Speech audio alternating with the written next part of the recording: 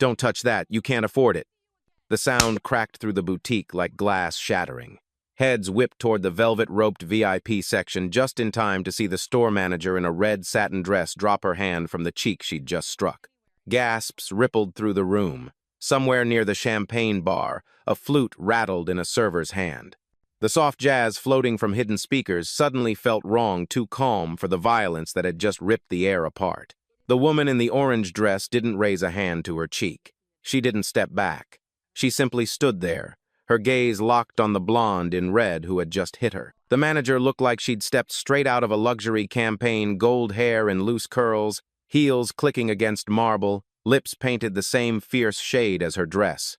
But her beauty carried a blade. She leaned in, voice low and cutting. This section is for platinum clients only. You don't belong here. End. The flagship of Valiant Luxe gleamed around them. Marble floors polished to a mirror shine, glass cases lit like altars, mannequins draped in gowns worth more than a year's rent. The air was laced with leather and perfume. And in the center of it all, the woman in orange, no designer logos, no entourage, stood as still as the mannequins, but with eyes that could burn through glass. From the fitting rooms, a young woman in ripped jeans froze mid-step. Did she just slap her? She whispered to her friend, already hitting record. A man at the shoe wall murmured, "This is about to go viral," without looking away. The manager straightened, scanning the boutique as if daring anyone to challenge her. "Security!" she barked, her voice echoing off the marble. "Remove her! Now!" Still, the woman in orange didn't move. She'd been here before at 22, told to stick to the clearance rack, and at 28, followed like a thief through a store. Different faces, same tone. When she finally spoke, her voice was low, even, and impossible to ignore. "I'm not done here." The manager's laugh was short, sharp. "Oh, you're done. Before we continue, where are you watching from? Drop your city or country in the comments below. And if you believe in dignity and justice, hit like and subscribe. These stories spark change. And we're glad you're here." Now back to her. Her hand slid into her pocket. A sleek black phone appeared, pressed to her ear. "Activate Protocol 8, she said softly. A ripple moved through the watching crowd. The manager's smirk didn't fade. She had no idea she'd just triggered a chain of events that would pull $5 billion out from under her company and shut it down, starting with this store. The manager's smirk widened. "Protocol what? This isn't a movie, sweetheart." But in the far corner, a young sales associate in a black blazer froze. Her name tag read Lena, a trainee barely 2 months into the job. She'd scanned the woman's platinum tier account herself that morning. She knew it was real. She stepped forward, hesitant but shaking off the fear. "Ma'am," she said toward the manager, "Stay out of this, Lena," the manager snapped without looking at her. "You're here to shadow, not to speak." Lena's lips pressed together. She stayed where she was, but her eyes didn't leave the woman in orange. A few shoppers began to edge closer, careful to keep their cameras low. In the back, a man in a navy suit whispered to the woman beside him, "That's not just some random customer." The woman in orange adjusted her stance, one heel pivoting slightly on the marble. "I'd like you to call your district office," she told the manager, her voice still calm. The manager laughed, a brittle sound. "Why? So you can tell them some fantasy about how you belong here?" She gestured at the dress in the woman's hand, a silk evening gown worth $9,800, as if it were Exhibit A in her case against her. "Security's on their way," she added. "And when they get here, you'll be—" A voice cut her off. It was Lena's. Louder now, steady. "Her account is valid. I saw it in the system." The room shifted. Several heads turned toward Lena. The young associate's hands trembled slightly, but she didn't look away from the manager. "You don't get to erase her," Lena said. The manager turned, eyes blazing. "One more word, and you're finished here." "That's fine," Lena replied, her voice breaking but unyielding. "I'd rather lose a job than stay quiet while you treat someone like this." A ripple of murmurs spread through the boutique. One woman in a navy wrap dress stepped closer, phone recording. "Say that again," she urged Lena. "I said she belongs here," Lena repeated, louder this time. "And you know it." The manager's smile faltered for the first time. Her eyes darted toward the crowd, the raised phones, the whispering customers, and back to the woman in orange. The CEO's phone was still pressed to her ear. "Yes," she said into it. Escalate to corporate legal, and put Lena's name on the protected list. Yes, ma'am, came the crisp reply from the other end. The manager stiffened. Protected list? She scoffed. What is this, some kind of intimidation tactic? The woman in orange finally smiled, a small, razor-sharp curve of her lips. Number, it's a record of who stood up when it mattered. Lena's eyes widened, realizing something larger was unfolding. Around them, the tension in the air was no longer just between two women, it was between truth and the walls trying to hold it back. And the walls were starting to crack. The glass doors at the front swung open. 2 security guards stepped in black suits, earpieces, the kind that didn't smile. Right here, the manager in the red satin dress called, pointing like she'd just found a shoplifter. Escort her out. One of the guards nodded and approached, but something in his stride slowed when he saw the woman in orange. She stood tall, phone still in hand, eyes locked on him. Names? She asked calmly. The guard blinked. Ma'am? Your names, she repeated, tone even but leaving no room for refusal. For the legal report. The second guard glanced at the manager, then back at the woman. We weren't told this was going legal, he muttered. It will be, she replied. The manager stepped forward, trying to wedge herself back into the center of control. You're wasting everyone's time, she snapped. She's trespassing in a VIP zone. The woman in orange finally lowered her phone. Trespassing? She tilted her head, almost curious. On a floor I own? A few shoppers gasped audibly. The manager's jaw tightened. What are you talking about? You'll want to check the corporate registry, the CEO said, her voice like steel wrapped in silk.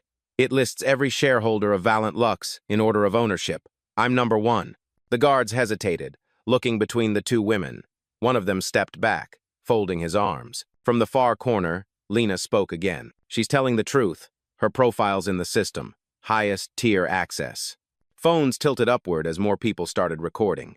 A man in a charcoal blazer whispered to someone beside him, If that's real, this woman could shut the place down. Oh, she could, the CEO said as if responding to him. And I will. The manager's face flushed crimson beneath her makeup. You're bluffing. The CEO's smile didn't reach her eyes. Try me.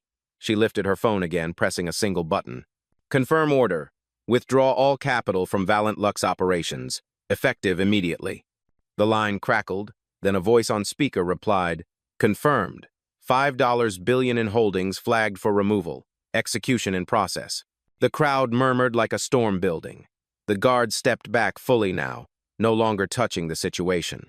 Lena's eyes went wide, the reality of the moment settling in. The manager, still standing in her heels and satin, looked around at the phones pointed at her, at the whispers curling through the boutique like smoke. Wait, she said, but her voice had lost its edge. You can't just... Oh, I can, the CEO interrupted. And I just did. Silence fell, heavy and absolute. Even the music overhead seemed to fade. Somewhere near the back, a mannequin toppled in the stillness. The sound, sharp against the marble. The CEO didn't look back. Now, she said, turning toward the door. Get out of my way. And for the first time that afternoon, the manager obeyed. The marble floor clicked beneath her heels as she walked toward the glass doors. No rush, no stumble, just the deliberate pace of someone who knew every eye in the room was on her. The crowd parted without a word. Phones lifted higher now, tracking her every step like she was the only thing worth watching. Behind her, the manager in the red satin dress stayed frozen, hands knotted together, the heat of humiliation blotching her perfect foundation. Near the counter, Lena stood straighter, almost proud. The CEO glanced over her shoulder just once, locking eyes with the young associate. Your courage is noted, she said, her voice carrying just enough for the crowd to hear. Outside the boutique, the hum of the shopping district felt sharper. People slowed as they noticed the cameras, the woman in orange, the tension spilling out into the open air. A man with a press badge around his neck jogged forward. Ma'am, can we get a statement? She didn't break stride. You'll see it on the news in an hour. The doors to the boutique swung shut behind her, but the murmurs inside didn't die. Customers spoke in quick bursts. She said $5 billion! Shut the chain down! The manager's face when she found out. On the sidewalk, more cameras appeared. A teenage girl in a denim jacket caught her arm lightly. Ma'am, was that real? You're really the owner? The CEO paused just long enough to answer. real enough to make it hurt. Then she stepped away, the girl's mouth falling open as she turned to her friends. The air outside was cooler, but the scene was hotter. Hashtags were already forming on screens: number Valent Lux Meltdown, number CEO Ein Orange, number 5 billion gone. A black SUV eased up to the curb. The driver jumped out to open the door, but the CEO lingered for a second, glancing back at the glass storefront. Through the pane, she could see the manager still standing there, trying to hold herself together under the weight of 100 eyes. The CEO lifted her chin just slightly. Then, loud enough for the cameras, "Luxury isn't what you sell. It's how you treat people when you think no one's watching." The line cut through the noise like a blade. The press swarmed forward, microphones stretched, but she was already sliding into the back seat. The SUV door shut with a muted thud. The engine purred. As the car pulled away, the boutique, that gleaming temple of exclusivity, shrank in the rear window, looking less like a fortress and more like a relic about to crumble. Inside, the manager's phone buzzed with a call from corporate. She didn't answer. She didn't have to. She already knew what it meant. And somewhere, on a dozen news sites, the headline was already writing itself. By the next morning, the clip had more views than the Super Bowl halftime show. 15 seconds of a red satin slap. 20 seconds of a calm woman in orange making a call that wiped $5 billion off the books. It played on every network. Morning anchors replayed the moment in slow motion, zooming in on the manager's face when the words, "I own this floor," landed. Number CEO Ein Orange trended in 22 countries. Number 5 billion gone climbed past celebrity gossip and election coverage. Memes flooded timelines, split screens of the slap and the SUV door closing, captions reading, "How it started, how it's going." And then came the interview request from Global News Prime. She accepted. The studio lights were warm, the backdrop a skyline at dusk. The host, polished, practiced, leaned forward in his seat. "First of all," he said, "thank you for joining us. You've been called the calmest CEO in a crisis the internet has ever seen. Tell us, why pull out $5 billion in funding?" "That's unprecedented." The woman in orange, same dress, same neat updo, folded her hands in her lap. "Because sometimes," she said, "money is the only language some people listen to, and when they use their power to demean others, you have to speak in a language they understand." The host nodded. "So this wasn't about the dress?" She smiled faintly. "It's never about the dress. It's about the assumption that I didn't belong in a place I built. That's not just my story, it's a story millions live every day. I had the platform to change it, so I did." Behind the scenes, a producer gestured for the crew to pull up a split screener on one side, footage of the young associate on the other. "And Lena?" the host asked. "The employee who spoke up?" "She'll have a job for as long as she wants one," the CEO said. "In my office, with a salary that matches her courage." The clip cut to Lena watching from her apartment, tears in her eyes, her phone vibrating non-stop with messages from strangers calling her a hero. The host leaned back. "Some critics say you overreacted." Her gaze didn't waver. "If standing up for dignity is an overreaction, then I hope more people overreact." The studio fell silent for a beat. Even the host seemed to sense it, the weight of the sentence, the way it hung in the air. Outside, in the network's lobby, a crowd had gathered, phones pressed to glass, strangers mouthing thank you as she walked past. By the time she stepped into the waiting SUV, the clip from the interview was already going viral. Not the slap, not the $5 billion, just one line. "It's never about the dress." 2 days later, the ripple had become a wave. Shares of Valent Lux were in freefall, down 37% since the incident. Analysts called it the 5 billion slap. Late-night hosts turned it into monologues. Competitors released ads with slogans like, "Where everyone belongs." Behind closed doors, the board of directors convened an emergency call. A leaked audio clip hit the internet within hours. "If we don't get her back, we may not survive Q4. But the CEO wasn't picking up their calls. Meanwhile, in a small rented studio apartment across the city, the manager in the red satin dress, now just Erica Dane in jeans and a hoodie, stared at her phone. Comments under her name were venom. The face of corporate racism. Red dress, red flags. Career over. She slammed the phone down. "No," she told herself in the mirror. "I'm not going down like this." That afternoon, Erica walked into a news station without an appointment. She pitched herself as the misunderstood scapegoat. The producer hesitated until she offered to do it live. By 8 p.m., she was sitting under studio lights, hair and makeup rushed but intact. The interviewer wasted no time. "You're the store manager seen slapping the CEO in the viral video. Why did you do it?" Erica's hands tightened in her lap. "I didn't know who she was. I thought she was mishandling merchandise. We have strict rules for the VIP section. I made a mistake, but it wasn't about race." The interviewer tilted her head. "Then why say, you can't afford it?" A flicker of panic crossed Erica's face. That was taken out of context. The cameras don't show everything. Clips of the exchange hit Twitter within minutes. Responses split instantly. Some defended her, others shredded her story. The hashtags number "Nice Try Erica" and number "Context Is" everything trended side by side. Across town, in her penthouse office, the CEO watched the interview on mute. Her assistant leaned in. "Do you want me to respond?"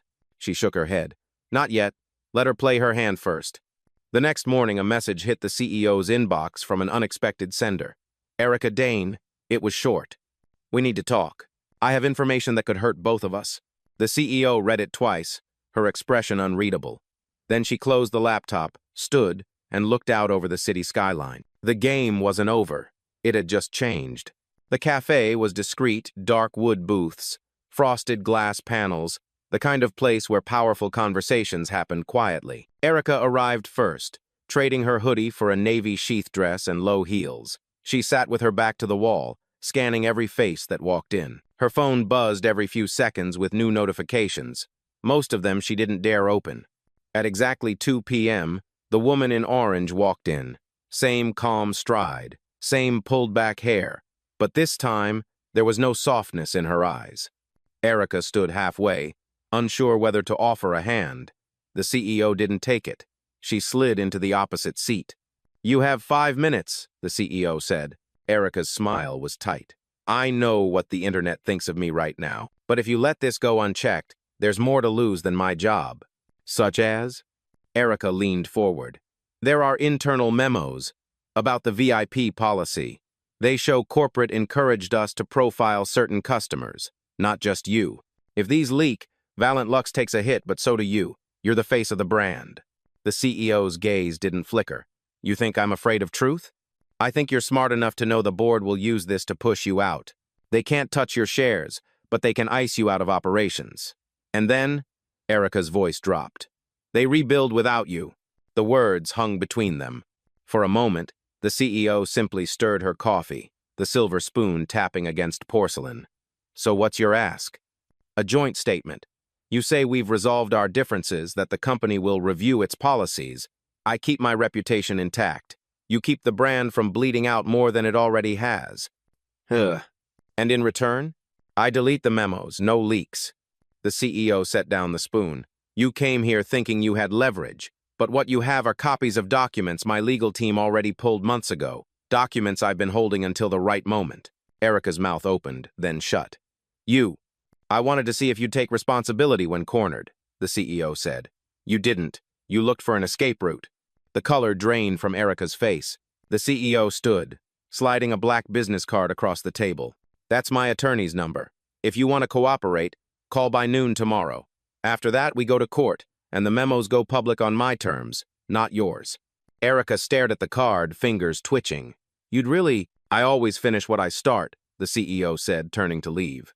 As the door shut behind her, Erica realized the cameras in the corner had been on the whole time. The meeting hadn't been private at all. It hit the internet just after sunrise. A grainy, angled shot from the corner of a cafe. Erica Dane in a navy dress. The woman in orange across from her, calm as ever. The clip was only 90 seconds, but it didn't need more. It caught Erica leaning forward, saying, "Corporate encouraged us to profile certain customers, not just you." It caught the CEO sliding the black business card across the table. "If you want to cooperate, call by noon tomorrow. After that, we go to court and the memos go public on my terms." Within an hour, the video had over 1 million views. By noon, it was headline news. Valiant Lux manager admits to customer profiling. Black CEO gives 24-hour ultimatum. Somewhere in her apartment, Erica sat frozen, the phone buzzing beside her like a trapped insect. Every channel replayed her words. The hashtags had shifted now, number profilegate, number policy change now. In her office, the CEO didn't look surprised. She was on a call with her communications director. "Push the statement live," she said. Minutes later, her official account posted, "No customer should be judged before they are served. We will be implementing a zero-tolerance policy on profiling across all our brands effective immediately. Details at 5 p.m. EST." The post detonated online. Activists, celebrities, even rival CEOs shared it with captions like "Finally" and "This is leadership." By afternoon, news vans were parked outside Valent Lux's corporate HQ. Employees inside whispered that the board was in chaos, some furious at the leak, others scrambling to align themselves with the new policy. On the 30th floor, the CEO held a press conference. She didn't mention Erica by name, but she didn't need to. "This is bigger than one store," she told the room. "It's about dismantling a culture that decides who belongs before a single word is spoken. We're done with that." Flashbulbs popped. Reporters shouted questions. One asked if she thought Erica would call before the noon deadline. The CEO's lips curved slightly. "She already did," she said, "and we're talking." But what she didn't say, what no one in the room knew, was that she had no intention of keeping Erica in the company. The conversation now was about how she would leave, not if. Outside, protest signs had started to appear. Some read "Policy change now." Others carried a simpler message: "Orange wins." By sunset, the leaked cafe video had been watched over 50 million times. And for the first time, the story wasn't just about a slap or $5 billion. It was about a shift, one that had just gone global. The Valent Lux boardroom was a glass fortress 31 stories above the city. Usually, it was a place of quiet power, crystal water pitchers, leather chairs, the hum of controlled voices. Not today. $5 billion in funding gone. Global outrage and now protests outside our flagship locations, one director barked, slamming a hand on the polished oak table. "We can't afford to let her dictate the narrative any longer." Across from him, another director shook her head. "We can't afford to be against her. She just won public opinion in 20 countries. If we fire her, we set ourselves on fire." The chairman rubbed his temples. "Our international partners are calling. Some are threatening to pull their investments unless we resolve this in 48 hours. As if on cue, the conference line lit up. The voice that came through was crisp, accented Liang Wei, the largest overseas shareholder, speaking from Shanghai. "In China, Valent Lux is synonymous with aspiration," Liang said. "But aspiration cannot exist without respect. If the CEO is removed, I will withdraw my $2.1 billion stake, effective immediately." The room froze.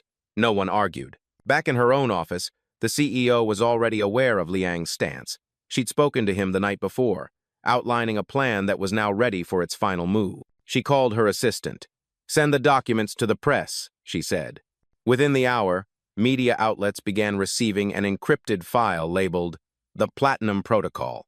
Inside were years of internal policy notes, proof that profiling wasn't just tolerated, it was written into the VIP training manual. Dates, signatures, executive approvals. Every news desk knew what they had, and every headline landed like a punch. Valent Lux profile policy exposed. CEO releases internal files. Culture must change. The board scrambled for damage control, but it was too late. The story had shifted again. Now it wasn't about her conduct. It was about their complicity. That evening, while the directors fought over statements and legal language, the CEO walked into the boardroom unannounced. "Gentlemen, ladies," she said, setting her phone on the table, "I have an offer." They stared at her in silence. "You appoint me interim chair effective immediately, with full authority to restructure policy and personnel. In exchange, I keep Valent Lux operational and retain our top investors." "And if we refuse?" one director asked. She tapped her phone. A live feed appeared on the screen. Liang Wei, in his Shanghai office, speaking to a room full of cameras. "If she goes, I go," he was saying. "And I'm not alone." The CEO looked up. "You have 10 minutes to decide." The boardroom was silent except for the ticking of the antique clock above the door. 10 chairs, 10 faces, and one decision that would decide the future of Valent Lux. The chairman cleared his throat. "Motion on the floor. Appoint the current CEO as interim chair, granting full operational authority for 12 months. Before the first vote could be cast, the door swung open. Erica Dane walked in, not in satin red this time, a sharp charcoal suit, hair pinned tight, expression composed. She held a thick leather folder in her hands. "I have the deciding factor," she announced. Murmurs broke out around the table. One director said, "Miss Dane, you're not on the board." "No," Erica said, "but I have evidence that could destroy the CEO's credibility. If you want a way to remove her without losing investors, you'll want to hear me out." The CEO didn't move from her seat at the head of the table. "Evidence?" she asked, voice steady. Erica set the folder down, opening it to reveal copies of emails, some addressed to senior executives, others with the CEO's name in the CC line. These show she was aware of the profiling policy long before she took action. That makes her complicit. The room held its breath. One or two directors leaned forward. The CEO finally stood, smoothing the sleeve of her orange blazer. "Interesting," she said, "except those emails are from before I acquired majority control and under corporate bylaws. Any directives issued before that date are the sole responsibility of the prior board." She tapped the folder. "Section 14, subsection 3 if you want to check." A legal counsel at the end of the table nodded slowly. "She's correct. These documents do not implicate her under current governance law." Erica's confidence faltered. And, the CEO continued, "since you've just attempted to interfere in a board vote without standing, I'm invoking Clause 7.2 of the Employee Conduct Charter, gross misconduct and breach of confidentiality. Effective immediately, you're barred from all Valent Lux properties and communications." It wasn't a shout. It wasn't even loud. But it landed like a gavel. The chairman sighed. "We proceed to vote." One by one, hands went up. 7 in favor, 2 opposed, 1 abstained. The CEO looked around the table. "Motion carries. I'll take it from here." Erica stood frozen as security. The same guards from the boutique stepped in. For a brief moment, their eyes met. "This isn't over," Erica hissed. "It is for you," the CEO replied, turning her back as they led her out. The antique clock ticked on. By sunrise the next day, the corner office looked different. Not physically, same marble desk, same panoramic skyline, but in energy. The walls no longer felt like they belonged to the board. They belonged to her. Stacks of documents lay open across the desk. Policy drafts, staffing reports, termination letters. The first to go were the regional managers who'd enforced the Platinum Protocol with enthusiasm. Their replacements were vetted for both business acumen and cultural awareness. She moved like a conductor through it all. A call here to the legal department, a meeting there with the diversity council she'd just created. Every move was deliberate, every signature a statement. By mid-morning, her communications director entered with a draft press release. "We've framed it as a company-wide renewal," he said, "but the media will know it's a purge." "Let them," she replied, scanning the text. "They'll see it's a necessary one." At noon, she held her first address as both CEO and interim chair. Cameras streamed live to every Valent Lux branch around the world. "This isn't about one policy," she told the thousands watching. "It's about the culture we create when no one is looking. Change is not optional. It starts here, and it starts now." Applause broke out in offices from Paris to Tokyo. Even in stores where staff had been bracing for backlash, there was a sense that the tide had shifted. But when the cameras switched off, she didn't linger. She walked straight to a smaller, private conference room where 3 people were waiting, leaders from 2 rival luxury brands and a major e-commerce platform. One of them, a silver-haired man in a bespoke suit, spoke first. "We've all been watching what you've done at Valent Lux. We think it can go further." She leaned forward. "How far?" "An industry-wide code," he said. "No profiling, no gatekeeping. Shared enforcement across every major player." The CEO's eyes narrowed, calculating. "You want to change the rules for everyone. And you," another added, "would lead it." She sat back, the faintest smile touching her lips. The idea wasn't new to her. In fact, it was step 2 of a plan she'd been drafting since before the slap. Valent Lux was just the proving ground. "I'll do it," she said. "But on one condition, we don't just write a code. We build a watchdog group that answers to no single company. Public reporting, transparent penalties. If we're going to lead, we lead without hiding." They exchanged glances. Then, one by one, they nodded. By the time the meeting ended, the foundation for the Global Luxury Ethics Alliance was set. As she stepped back into her office, her assistant handed her a tablet with the day's headlines. The top one read, "Black CEO to rewrite rules for luxury industry." She looked out at the skyline, her reflection sharp in the glass.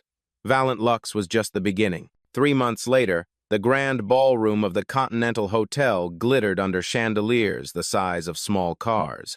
Every major luxury CEO, fashion editor, and investor worth mentioning was in the room. Cameras from around the world streamed live. The woman in orange stepped up to the podium. Same calm composure, same hair pulled back with precision. Behind her, the new emblem of the Global Luxury Ethics Alliance glowed on a massive screen. "Luxury," she began, "is not measured in price tags, but in principles. Today, the largest names in our industry sign a commitment that will outlive trends and seasons. Zero tolerance for profiling, full transparency, and accountability without exception." A round of applause rolled through the hall, but she held up a hand. "And we will enforce it together, not as competitors, but as custodians of a global standard." One by one, the leaders signed the charter, their pens scratching history onto parchment. Flashbulbs strobed. Outside the hotel, crowds cheered. After the ceremony, she slipped away from the noise, sliding into the back of a waiting black SUV. The driver didn't ask where he already knew. 20 minutes later, she stepped onto the same marble floor where it all began. The Valiant Luxe flagship was quieter now, but the changes were visible. Open floor plan, no velvet ropes, a welcome desk staffed by diverse faces. Lena was there, now in a tailored blazer with store director on her badge. Her eyes lit up when she saw the CEO. "You came back. I told you I finish what I start," the CEO said. They walked together through the store. Where the VIP section once stood, a display now read, "Every customer is platinum." Shoppers browsed freely, no one shadowing their steps. In the corner, the same mirror where the slap had been reflected now carried a small brass plaque. It read, "In this place we learn the cost of forgetting dignity. We will not forget again." Lena glanced at her. "Feels different, doesn't it?" "It is different," the CEO replied. She paused at the door, turning back to take in the space one last time. The air smelled of fresh leather and jasmine, not of exclusion, but of possibility. As she stepped outside, a reporter recognized her. "Ma'am, any final words for today's historic moment?" She smiled, the city light catching in her eyes. "Luxury isn't a club, it's an invitation, and the door is open." The cameras caught at the last line, the soft click of the SUV door closing, the reflection of the boutique in its tinted glass as it pulled away. By nightfall, the clip was everywhere. Not the slap, not the $5 billion, but the image of a woman who took the ugliest moment of her career and turned it into the gold standard for an entire industry.